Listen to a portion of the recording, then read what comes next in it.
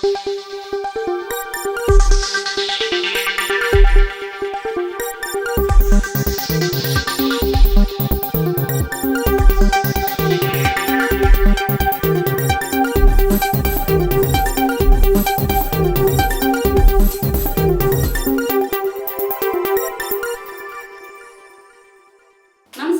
AR news కి స్వాగతం. నా పేరు పుష్ప. ఈనాటి వార్తా వివరాలు ఇలా ఉన్నాయి. పక్కా ప్రణాళికలు తయారు చేయడం ద్వారానే పంచాయతీల అభివృద్ధికి నోచుకుంటాయని శ్రీకాకుళం ఎమ్మెల్యే గొండు శంకర్ అన్నారు.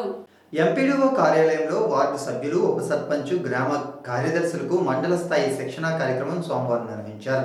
ఈ సందర్భంగా ఎమ్మెల్యే గొండు శంకర్ మాట్లాడుతూ పంచాయతీల నిర్వహణలో ఉప సర్పంచులు, వార్డు మెంబర్లు, కార్యదర్శులు పరస్పర అవగాహనతోనే గ్రామాల అభివృద్ధికి కృషి చేయాలన్నారు. పారిశుధ్యం, వీధి లైట్ల నిర్వహణ తదితర అంశాలపై మరింత అవగాహన పెంపొందించుకోవాలన్నారు. గత వైకాపా పాలనలో వార్డు మెంబర్లను జీరోలు చేస్తూ వాలంటీర్లను హీరోలను చేశారన్నారు. దీనికి ప్రాయశ్చిత్తం వైకాపా అనుభవిస్తుందని శంకర్ తెలిపారు. ఉపాధి హామీ పథకం మహత్తర పథకమని, ఇండియాలోని ఈ పథకానికి గొప్ప గుర్తింపు ఉంటుందన్నారు. ఈ పథకం ద్వారా గ్రామాలను బాగు చేసుకోవాలన్న చిత్తశుద్ధి స్థానిక ప్రజాప్రతినిధుల్లో ఉండాలని ఎమ్మెల్యే శంకర్ వెల్లడించారు. సమావేశంలో పలువురు ఉప సర్పంచులు, వార్డు మెంబర్లు తదితరులు పాల్గొన్నారు. ఏదేమైనప్పుడు కూడా ఎన్డీఏ ప్రభుత్వం ఏర్పాటయ్యి కేంద్రంలో నరేంద్ర మోడీ గారు ప్రధానమంత్రిగా, అలాగే శ్రీ నారా చంద్రబాబు నాయుడు గారు ముఖ్యమంత్రిగా, ఉప ముఖ్యమంత్రిగా పవన్ కళ్యాణ్ గారు చేపట్టి పంచాయతీరాజ్ శాఖను ఆయన తీసుకొని గ్రామ సభలు మొన్న ఒకే రోజు 13,000 పైచిలుకు గ్రామాల్లో ఒకేసారి ఒకే టైంలో గ్రామ సభలు పెట్టి పెద్ద ఎత్తున, ఇది ఎప్పుడూ ఇలా జరగదు, వరల్డ్ రికార్డు వచ్చింది. 4,000 కోట్ల రూపాయల పనులకి ఆమోద ముద్ర వేశాం. ఎన్ఆర్ఈ చేసి పూర్తిగా మన స్థానిక సంస్థల నుండి కంట్రోల్ వెళ్ళిపోయింది. ఎవరో వెంటర్ అని చెప్పి ఆయన అకౌంట్లో వేశారు.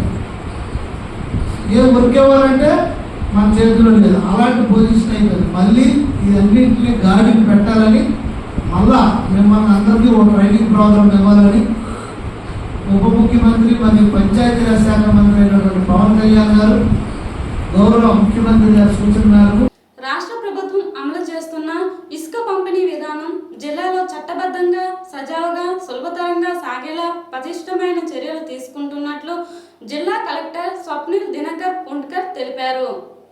కలెక్టరేట్లో ఎస్పీ కేవి మహేశ్వర్ రెడ్డి, జెసి ఫర్మాన్ అహ్మద్ ఖాన్తో కలిసి విలేకరులతో కలెక్టర్ మాట్లాడారు. జిల్లాలో ఇసుక కొరత లేదని, ప్రస్తుతానికి 6,000 మెట్రిక్ టన్నులు ఇసుక అందుబాటులో ఉందని పేర్కొన్నారు. ఇసుక బుక్ చేసుకున్న 24 గంటల్లోనే సరఫరా చేస్తున్నామని వివరించారు. అక్రమంగా ఇసుక తవ్వకాలను నిర్వహించినా, అక్రమంగా రవాణా చేసిన కఠిన చర్యలు తీసుకుంటామని కలెక్టర్ హెచ్చరించారు. ఈ నెల 16 నుండి జిల్లాలో కొత్తగా 6 ఇసుక రీచ్లను ప్రారంభించి పూర్తిగా అందుబాటులోకి తీసుకువస్తామన్నారు. మరికొన్ని కొత్త రీచ్లను, డీసిల్టింగ్ కేంద్రాలను గుర్తించామని, అవి త్వరలో అందుబాటులోకి రానున్నాయని తెలిపారు. ఇసుకను పూర్తిగా ఆన్లైన్ విధానంలో ఏపీ శాండ్ మేనేజ్మెంట్ సిస్టమ్ ద్వారా కేటాయించినట్లు కలెక్టర్ వివరించారు. ఇసుక ఎవరికైనా కావాలన్నా ఆన్లైన్ ద్వారా బుక్ చేసుకోవచ్చునని, లేదంటే వారి సమీపంలోని సచివాలయానికి వెళ్ళి బుక్ చేసుకోవాలని ఆయన తెలిపారు.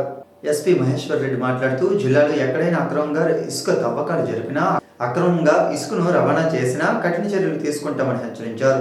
వీరికి భారీగా జరిమానా విధించడంతో పాటు కేసులు నమోదు చేస్తామన్నారు.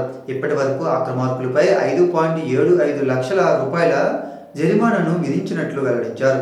పోలీస్, రెవెన్యూ, మైనింగ్ అధికారులతో జిల్లా స్థాయి టాస్క్ ఫోర్స్ను ఏర్పాటు చేశామన్నారు. ఈ సమావేశంలో శ్రీకాకుళం ఆర్టీఓ కె సాయి ప్రత్యూష పాల్గొన్నారు. అందరూ మీడియా మిత్రులకి నమస్కారం. ఈరోజు ప్రభుత్వం ఆదేశం మేరకు ఇంకా మన డిస్ట్రిక్ట్ అడ్మినిస్ట్రేషన్ నుంచి కూడా కొన్ని ప్రాబ్లమ్స్ ఈ శాండ్ గురించి ఉన్నాయి. కాబట్టి ఈ ప్రెస్ కాన్ఫరెన్స్ శాండ్ మేనేజ్మెంట్ మీద మనం తీసుకున్నాము. మీ అందరికీ తెలుసు, 8 జూలై నుంచి ఫ్రీ శాండ్ పాలసీ కింద డిస్ట్రిక్ట్ అడ్మినిస్ట్రేషన్ ప్రభుత్వం ఆదేశం మేరకు ఈ ఫ్రీ శాండ్ అంటే గవర్నమెంట్కి శాండ్ వల్ల ఎటువంటి ఆదాయం రావట్లేదు, అంటే రాయల్టీ రూపంలో ఎటువంటి ఆదాయం రావట్లేదు. బట్ కానీ ఆపరేషనల్ అండ్ మెయింటెనెన్స్ ఛార్జెస్ కింద మనం ఆ ఫీజు మనం తీసుకున్నాం. అలాంటి ఫ్రీ శాండ్ పాలసీ కింద మనం శాండ్ ప్రతి ఒక్కరికి ఎవరు కానీ అప్లై చేస్తే మనం వాళ్ళకి ఇస్తున్నాం. దీని తర్వాత గత ఒక 1 month నుంచి 2 డీసిల్టేషన్ పాయింట్స్ మనం ఓపెన్ చేసాం. ఆ డీసిల్టేషన్ పాయింట్ నుంచి వచ్చిన శాండ్ డీసిల్టేషన్ చేస్తే అక్కడ నుంచి గ్రావెల్ రావచ్చు, ఇంకా మట్టి రావచ్చు, దీంతోపాటు శాండ్ కూడా మనకి వస్తుంది. ఆ వచ్చిన శాండ్ కూడా మనం గవర్నమెంట్ నుంచి ఆదేశం మేరకు మనకి ఈ శాండ్ పాలసీ ప్రొసీజర్ ద్వారా అది కూడా మనం పబ్లిక్కి మనం ఇస్తున్నాం. ఇది కాకుండా ఇప్పుడు రాబోయే అక్టోబర్ 16 నుంచి ఇంకా కొన్ని శాండ్ రీచెస్ ఓపెన్ అవుతున్నాయి. ఇప్పటికీ మనకి ఒక 6 శాండ్ రీచెస్కి పర్మిషన్ వచ్చింది. ఇంకొకటి 6 శాండ్ రీచెస్కి పర్మిషన్ రావాలి. మనం పర్మిషన్ అప్లై చేసాం. మనకి పొల్యూషన్ కంట్రోల్ బోర్డ్ నుంచి అలాగే సెంట్రల్ పొల్యూషన్ కంట్రోల్ బోర్డ్ నుంచి అలాంటి పర్మిషన్ వస్తేనే అది కూడా మనం స్టార్ట్ చేసాం. అది ఒక నెక్స్ట్ 3 to 4 daysలో అది కూడా వస్తుంది. ఇది కాకుండా మనకి ఒక 4 సెమీ మెకనైజ్డ్ రీచెస్కి కూడా మనం పర్మిషన్ మనం పెట్టాము. బట్ కానీ దీనికి కొంచెం టైం పడవచ్చు, ఒక 2 to 3 months టైం పడవచ్చు. అది కూడా వచ్చిన తర్వాత పర్మిషన్ వచ్చిన తర్వాత అది కూడా మనం ఓపెన్ చేస్తాం.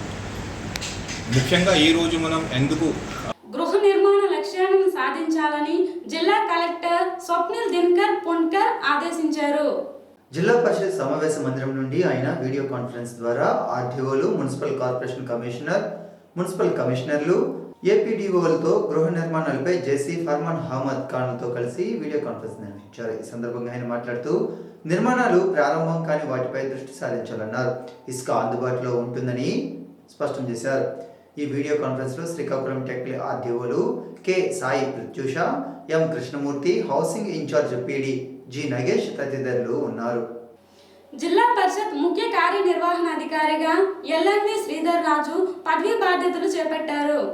ఇటీవల బదిలీలు జరిగిన నేపథ్యంలో శ్రీధర్ రాజు విజయనగరం డిపిఓగా విధులు నిర్వహించి శ్రీకాకుళం జడ్పీ సిఇఓగా బాధ్యతలు చేపట్టారు. జిల్లా కలెక్టర్ స్వప్నిల్ దినకర్, జేసీ ఫర్మాన్ అహ్మద్ ఖాన్లను జిల్లా పరిషత్లో ఆయన మర్యాదపూర్వకంగా సోమవారం కలిశారు. జిల్లా అధికారుల హాజరు తప్పనిసరిగా మీకోసం కార్యక్రమంలో ఉండాలని జిల్లా కలెక్టర్ స్వప్నిల్ దినకర్ పొన్కర్ పేర్కొన్నారు. సోమవారం జిల్లా పరిషత్ సమావేశ మందిరంలో అర్జీదారుల నుండి కలెక్టర్తో పాటు జేసీ ఫర్మాన్ అహ్మద్ ఖాన్లతో కలిసి అర్జీలు స్వీకరించారు. ఈ సందర్భంగా కలెక్టర్ మాట్లాడుతూ అర్జీల రీఓపెన్ కాకూడదన్నారు. అనంతరం 129 వినతులను ఆయన స్వీకరించారు. ఈ కార్యక్రమంలో పలువురు జిల్లా అధికారులు తదితరులు పాల్గొన్నారు. లయన్స్ క్లబ్ శ్రీకాకుళం సెంట్రల్ సేవలను గుర్తిస్తూ ఉత్తమ సేవలు అందించిన అధ్యక్షులు పొన్నాడ రవికుమార్, మెంటర్ నటికులు Mohan, zone chairman Badana Devabhushan, club చేపట్టిన సేవలకు వివిధ విభాగాలకు 5 అవార్డులు లభించాయి.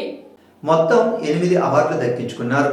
ఎక్సలెన్స్ అవార్డులు విశాఖపట్నం ఒక ప్రైవేట్ ఫంక్షన్ హాల్లో జరిగిన లయన్స్ క్లబ్ క్యాబినెట్ సమూహంలో లయన్స్ క్లబ్ 316A గవర్నర్ చేతుల మీదుగా అందుకున్నారు. ఈ సందర్భంగా గవర్నర్ మాట్లాడుతూ 2019 నుండి శ్రీకాకుళంలో లయన్స్ క్లబ్ సేవలు కొనసాగుతున్నాయని, గత సంవత్సరంలో వీరి నిర్విరామ సేవలకు తోడు సమాజానికి, యువతకు, ప్రజలకు ఉపయోగపడే కార్యక్రమాలతో ఒక మైలురాయిని చేరుకున్నారన్నారు. పూర్వ అధ్యక్షులు పొన్నాడ రవికుమార్ మాట్లాడుతూ లయన్స్ క్లబ్ తరపున ఎన్నో విజయవంతమైన కార్యక్రమాలు చేశామని, మెంటర్ నటుకుల మోహన్, అప్పటి జోన్ చైర్మన్ బాడాన దేవభూషణ్ రావులతో పాటు లయన్స్ క్లబ్ శ్రీకాకుళం సెంట్రల్ సభ్యులతో ఇది సాధ్యమైందన్నారు. నటుకుల మోహన్ మాట్లాడుతూ ఇదే స్ఫూర్తితో ఈ ఏడాది కూడా సేవలు కొనసాగిస్తామన్నారు. ఈ సందర్భంగా లయన్స్ క్లబ్ ప్రతినిధులకు నగరంలోని పలువురు పొందూరు మండలం తోలాపి గ్రామానికి చెందిన దుంపల అపర్ణ నేషనల్ లా యూనివర్సిటీలో research assistant of law, Damodara Sanjivayya national యూనివర్సిటీలో అసోసియేట్ టీచర్గా ఎంపికైంది. అపర్ణ ప్రస్తుతం ఎంఎల్ పూర్తి చేసి పిహెచ్డి చేస్తున్న సందర్భంలో అదే యూనివర్సిటీలో అదే కాలేజీలో టీచింగ్ ఫ్యాకల్టీగా ఎంపిక కావడంతో పొందూరు మండల ఉపాధ్యాయులు, గ్రామస్తులు హర్షం వ్యక్తం చేస్తున్నారు. అపర్ణ తల్లి సుశీల